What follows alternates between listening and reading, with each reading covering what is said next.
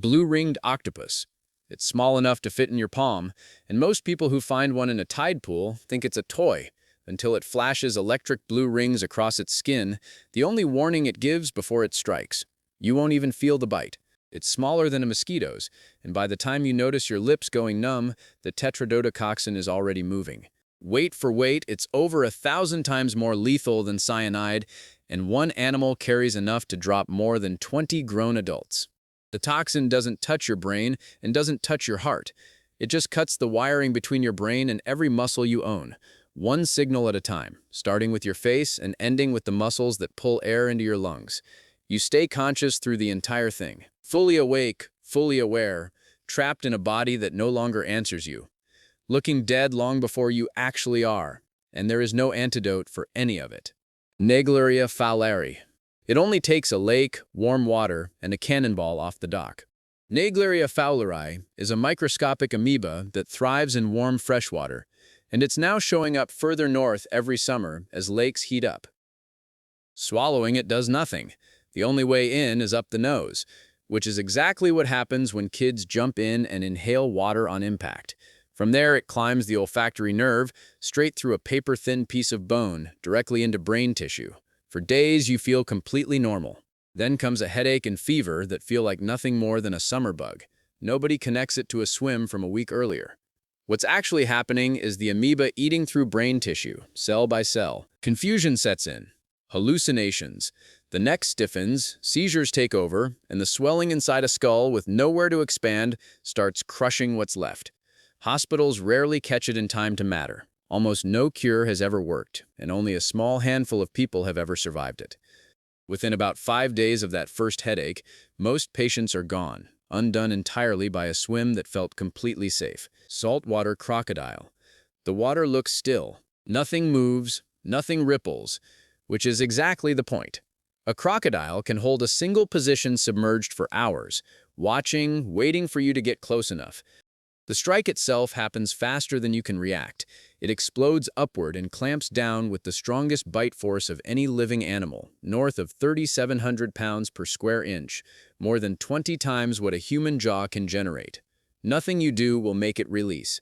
In the same motion it drags you into deep water, its territory entirely, where you have no footing and no advantage.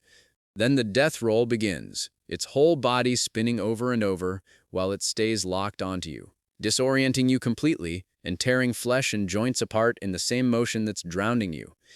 Crocodiles kill hundreds of people a year this way, almost always in water that looked calm seconds earlier. They can hold their breath far longer than you can survive underwater, so there's no waiting it out, and for however long it takes, you may remain conscious through every second of it. Screwworm Fly. A tick bite, a scratch, even just a damp spot behind an ear, that's all the opening a screwworm fly needs. It lands, deposits a few hundred eggs, and is gone in seconds, often while you're asleep and never notice. Unlike ordinary maggots that only clean up dead tissue, screwworm larvae are built to eat living flesh. The name literally translates to man-eater.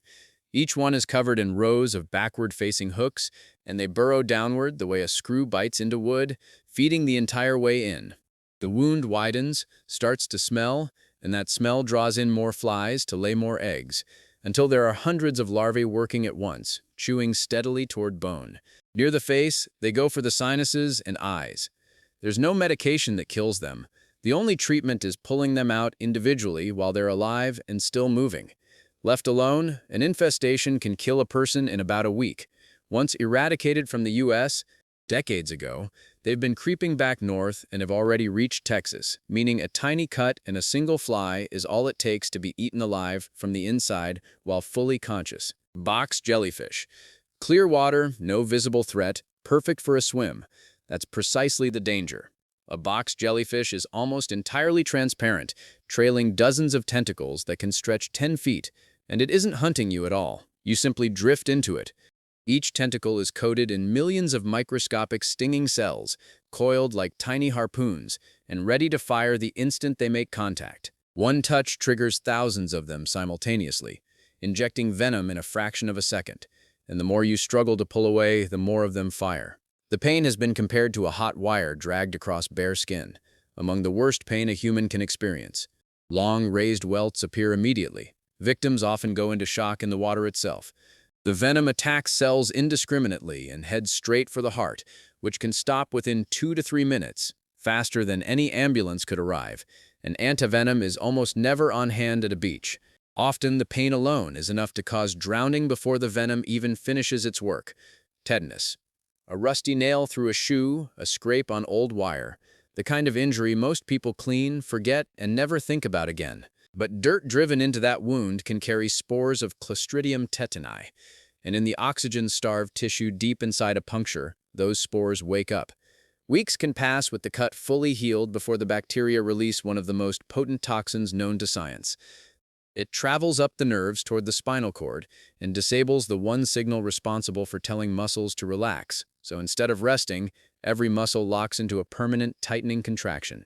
It begins in the jaw, clamping it shut and twisting the face into what's grimly nicknamed a lockjaw grin, then spreads down the neck and through the entire body. Eventually, the back can arch so violently it fractures the spine, and something as small as a loud noise or a light touch can trigger a fresh spasm. Because the toxin affects muscles and not consciousness, the person stays fully aware through weeks of this. Death comes when the diaphragm itself locks up and the person suffocates, awake for every second of it. Death cap mushroom. Pale, smooth, unremarkable. A death cap looks close enough to edible varieties that experienced foragers have fatally misidentified it. There's no bitter taste to warn you, and cooking does nothing, since the toxin survives heat entirely. For the first several hours, sometimes most of a day, nothing happens at all. Then it hits like severe food poisoning, cramping, violent vomiting, diarrhea, exactly the kind of illness people assume will pass. And it does seem to pass. Relief sets in around day 2.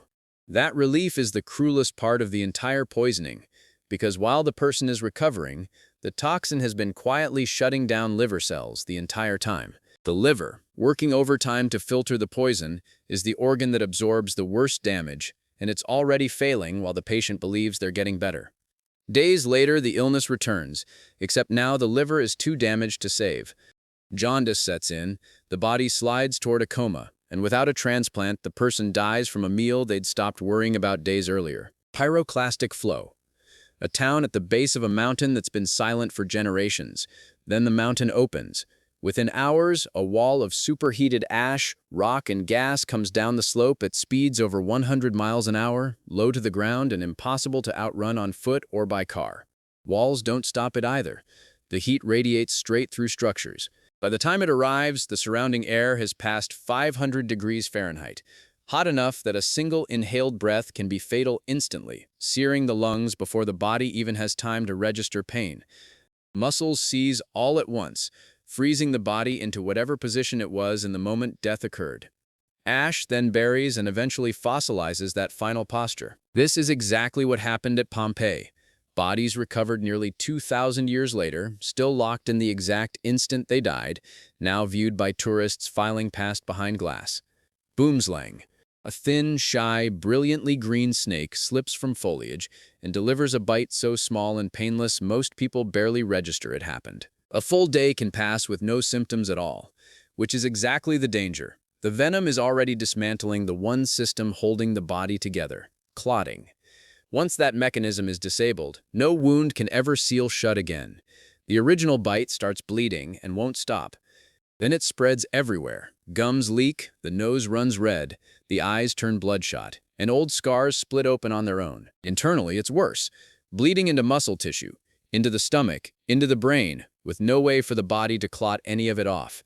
Deep bruising spreads until the skin turns a sickly purple. None of it happens quickly.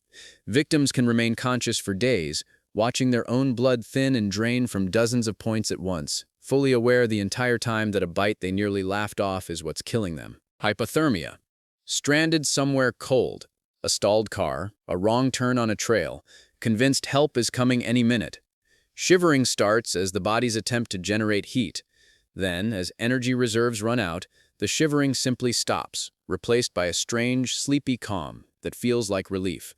It isn't relief, it's a starved brain beginning to misfire. Then comes the cruelest mechanism the body has, Blood retreats from the extremities to protect the core for hours, then suddenly floods back outward all at once, and to a confused, oxygen-deprived brain, that rush of warmth feels like overheating. Victims frequently strip off the clothing that was keeping them alive, convinced they're burning up. What follows is an ancient, buried instinct that makes a dying person crawl into the smallest space available, under brush, behind a rock, the same way an animal hides to die. Investigators who find the body often assume foul play, since a person found undressed and hidden looks staged. Nothing was staged. The cold did all of it, using the victim's own brain against them. Cone snail. A gorgeous shell in shallow, clear water, glossy, patterned, exactly the kind of thing a beachcomber would pocket without a second thought. But the shell isn't empty. Inside is a cone snail, among the most venomous animals in the ocean, armed with a modified tooth that functions like a tiny harpoon. The instant it's lifted, that harpoon fires into skin, and the sting can be so faint it barely registers as more than a pinprick, easy to dismiss entirely. By the time it's set back down, the venom is already spreading, systematically shutting down the connection between nerves and muscles. Numbness creeps outward. Limbs grow heavy, then unresponsive. There's no antivenom. The only intervention that can help is a ventilator, and anyone who's just picked up a shell on a remote beach is nowhere near one. As paralysis reaches the muscles controlling breathing, the body simply stops pulling in air, and the person suffocates in shallow water, killed by something small and beautiful enough to have been picked up out of curiosity. None of these started as an attack. They started as an ordinary moment. A swim, a scratch, a shell in your hand, and that's exactly why nature doesn't need to hunt you. It just has to wait for you to get close. Stick around! Subscribe if you don't want to miss the next one.